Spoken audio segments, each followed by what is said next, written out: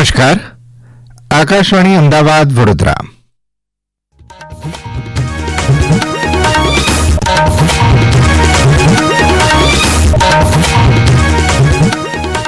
પ્રાદેશિક સમાચાર જયેશ વેગડા વાંચે છે. સૌપ્રથમ મુખ્ય સમાચાર. પ્રધાનમંત્રી નરેન્દ્ર મોદી આજે આકાશવાણી પરથી પ્રસારિત થનાર મન કી બાત કાર્યક્રમમાં પોતાના વિચારો રજૂ કરશે. મહારાષ્ટ્રમાં કેન્દ્રીય ગૃહમંત્રી અમિત શાહે સૂચવેલા સૂચનો પર યોગ્ય કાર્યવાહી કરવા મુખ્યમંત્રી ભૂપેન્દ્ર પટેલે ખાતરી આપી. ગૃહ રાજ્યમંત્રી હર્ષ સંઘવીએ કહ્યું, રાજકોટમાં સમૂહ લગ્નના નામે છેતરપિંડી કરનારાઓ સામે કડક કાર્યવાહી કરાશે. જૂનાગઢના મહાશિવરાત્રીના મેળાના દર્શનાર્થીઓ માટે એસટી નિગમ દ્વારા વધારાની બસ દોડાવાશે. અને રાજ્યમાં 3 દિવસ પછી મહત્તમ તાપમાનમાં વધારો થવાની આગાહી. સમાચાર વિગતવાર. પ્રધાનમંત્રી નરેન્દ્ર મોદી આજે સવારે 11 વાગે આકાશવાણી પરથી પ્રસારિત થનાર મન કી બાત કાર્યક્રમમાં દેશ વિદેશના લોકો સમક્ષ પોતાના વિચારો રજૂ કરશે. આ માસિક રેડિયો કાર્યક્રમની 119મી કડી હશે. કાર્યક્રમનું પ્રસારણ આકાશવાણી અને દૂરદર્શનના તમામ નેટવર્ક, આકાશવાણી સમાચાર વેબસાઇટ અને news on AIR mobile application પર કરાશે. મન કી બાત કાર્યક્રમને આકાશવાણી સમાચાર, ડીડી ન્યૂઝ, PMO તેમજ માહિતી અને પ્રસારણ મંત્રાલયની યુટ્યુબ પર પણ પ્રસારિત કરાશે. હિન્દી પ્રસારણ બાદ તરત જ આકાશવાણી પર પ્રાદેશિક ભાષાઓમાં કાર્યક્રમનું પ્રસારણ થશે. કેન્દ્રીય ગૃહમંત્રી અમિત શાહે પશ્ચિમ ક્ષેત્રના રાજ્યોમાં મુખ્યમંત્રીઓ, મંત્રીઓ અને મુખ્ય સચિવોને એકંદર આરોગ્ય સુધારવા, કુપોષણ દૂર કરવાને પ્રાથમિકતા આપવા વિનંતી કરી છે. મહારાષ્ટ્રના પુણેમાં ગઈકાલે શ્રી શાહની અધ્યક્ષતામાં યોજાયેલી પશ્ચિમ ક્ષેત્રની પરિષદની 27મી બેઠકમાં તેમણે આ મુજબ જણાવ્યું હતું. આ પ્રસંગે ઉપસ્થિત રહેલા મુખ્યમંત્રી ભૂપેન્દ્ર પટેલે બેઠકમાં શ્રી શાહના સૂચનો પર તાત્કાલિક યોગ્ય કામગીરી કરવા ખાતરી આપી હતી.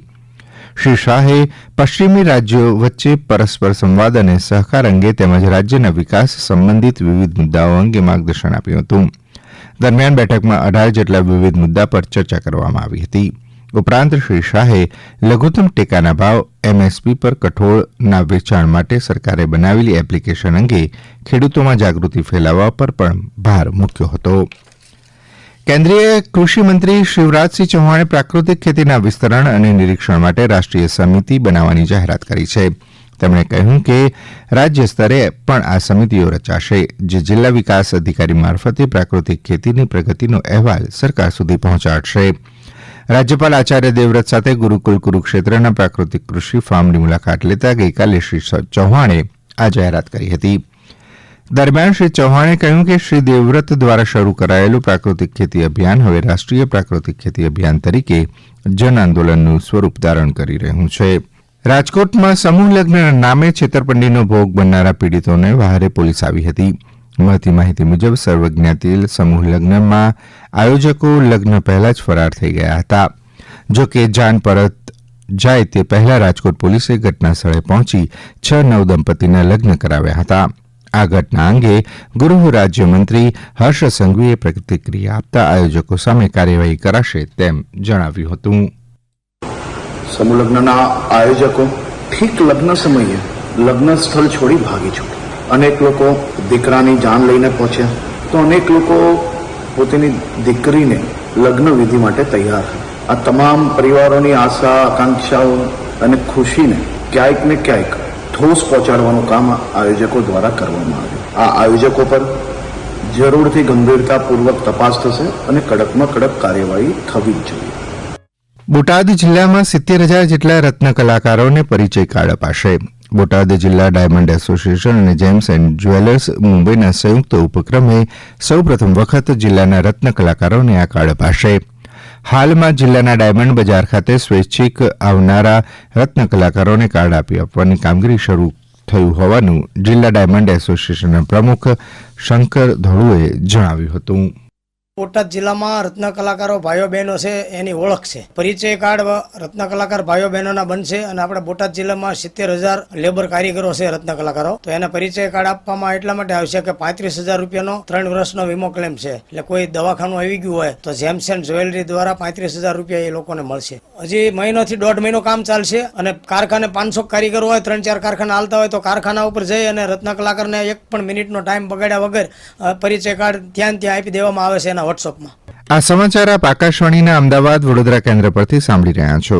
આ સમાચાર આપ અમારી YouTube channel AIR news Gujarat પર પણ સાંભળી શકશો. વધુ સમાચાર માટે અમારી વેબસાઇટ newsonair.gov.in/ગુજરાતી અને અમારા એક્સ હેન્ડલ AIR_news_ABAD ને ફોલો કરશો.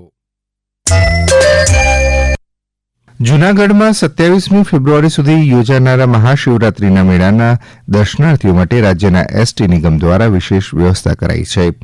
નિગમ દ્વારા રાજ્યના વિવિધ શહેર તરફથી સંચાલિત થતી 250થી વધુ નિયમિત સેવા ઉપરાંત મુસાફરોના ધસારાને ધ્યાનમાં રાખી વધારાની 300 મોટી બસથી 4000થી વધુ ફેરા અને 70 મિની બસથી 1000થી વધુ ફેરા કરાશે.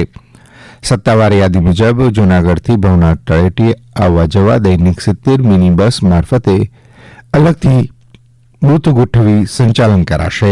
રાજકોટથી 40, દેવભૂમિ દ્વારકા, ઉના અને જામનગરથી 30, સોમનાથ, અમરેલી અને પોરબંદરથી 35, ભાવનગરથી 25, વડોદરા અને અમદાવાદથી 20 બસ દોડાવાશે. બસના સમયની જાણકારી માટે 24 કલાક કંટ્રોલ રૂમ તેમજ એનાઉન્સમેન્ટ પણ શરૂ કરવામાં આવશે. આણંદ જિલ્લામાં પેટલાદ તાલુકાના ધર્મજમાં 52 લોકોને કમળાની અસર થયાના અહેવાલ છે. આણંદના અમારા પ્રતિનિધિ પરેશ મકવાણા જણાવે છે કે દૂષિત પાણી અને ખોરાકના કારણે કમળાનો રોગ કરતા ઠેર ઠેર બીમાર લોકો દેખાઈ રહ્યા છે. હાલમાં 10 દર્દીને પેટલાદની હોસ્પિટલમાં સારવાર માટે દાખલ કરાયા છે, જ્યારે અન્ય દર્દીને ધર્મજના જાહેર આરોગ્ય કેન્દ્રમાં સારવાર અપાઈ રહી છે. એમાંથી એક દર્દીનો રિપોર્ટ પોઝિટિવ આવ્યો છે, જ્યારે અન્ય 6 નમૂનાને અમદાવાદ મોકલવામાં આવ્યા છે. જિલ્લા આરોગ્ય અધિકારી ડોક્ટર પિયુષ પટેલે જણાવ્યું હતું કે હાલ તંત્ર દ્વારા 18 ટીમને કામે લગાડી દેવામાં આવી છે. 2 આરોગ્ય અધિકારી અને 2 જાહેર આરોગ્ય કેન્દ્રની ટીમ ખડે પગે છે. રાજ્યમાં 3 દિવસ પછી મહત્તમ તાપમાનમાં વધારો થવાની આગાહી છે. જોકે આગામી 7 દિવસ દરમિયાન વાતાવરણ શુષ્ક રહેશે. ગત 24 કલાકમાં સૌથી વધુ 36.3 ડિગ્રી સેલ્સિયસ મહત્તમ તાપમાન રાજકોટમાં નોંધાયું હતું, જ્યારે અમદાવાદમાં મહત્તમ તાપમાન 33.7 ડિગ્રી અને ગાંધીનગરમાં 33.4 ડિગ્રી સેલ્સિયસે પહોંચ્યું છે. હવે આવતીકાલે વેસ્ટર્ન ડિસ્ટર્બન્સના કારણે તાપમાનમાં ફેરફાર થશે તેમ હવામાન વિભાગના વૈજ્ઞાનિક રામાશય યાદવે જણાવ્યું હતું. आने वाले दिनों के लिए जो फोरकास्ट है गुजरात स्टेट के लिए वो ड्राई वेदर प्रिवेल करेगा आने वाले 7 दिनों के लिए. और मिनिमम टेम्परेचर की बात करेंगे तो आने वाले 2 दिनों के लिए मिनिमम टेम्परेचर 9 लाख चेंज में रहेगा. उसके बाद 2 से 3 डिग्री के सेल्सियस की बढ़ोतरी का पूर्वानुमान है. पूरे गुजरात स्टेट में लैंड रीजन पे जो विंड प्रिवेल करेगी वो नॉर्थर्ली टू नॉर्थ ईस्टर्ली. રાજ્યના ઉર્જા મંત્રી કનુ દેસાઈએ પોરબંદરના મજીવાણા ખાતે પશ્ચિમ ગુજરાત વીજ કંપની લિમિટેડ PGVCLનું નવું સબ ડિવિઝન બનાવવાની જાહેરાત કરી છે. બગવદળ સબ ડિવિઝન દ્વિભાગીકરણ કરીને આ સબ ડિવિઝન બનતા બરડા પંથકમાં વર્ષોથી ગંભીર બનતી જતી વીજ સમસ્યાનું કાયમી નિરાકરણ આવશે. આ સબ ડિવિઝન અંગે રજૂઆત કરનારા ધારાસભ્ય અર્જુન મોઢવાણાએ પ્રતિક્રિયા આ મુજબ આપી હતી. બગવદર અને મજીવાણા 2 સબ ડિવિઝન બનાવવાનું નક્કી છે. એટલે આ નવું સબ ડિવિઝન અસ્તિત્વમાં આવશે ત્યારે ચોમાસામાં વર્કલોડને કારણે જે તકલીફો પડતી હતી એ ઓછી પડશે અને ખાસ કરીને એમાં વધારાનો આ સબ ડિવિઝનની અંદર 50 અધિકારીઓ અને કર્મચારીઓનો સ્ટાફ મંજૂર કરવામાં આવ્યો છે. પાટણની હેમચંદ્રાચાર્ય ઉત્તર ગુજરાત વિશ્વવિદ્યાલયના સંસ્કૃત ભારતીય વિદ્યા અનુસ્નાતક વિભાગ અને શ્રીમદ હેમચંદ્રાચાર્ય જૈન જ્ઞાન મંદિર પાટણના સંયુક્ત ઉપક્રમે આયોજિત 22મો ત્રિદિવસીય અખિલ ભારતીય હેમચંદ્રાચાર્ય સંસ્કૃત ઉદઘાટન સમારોહ યોજાયો હતો.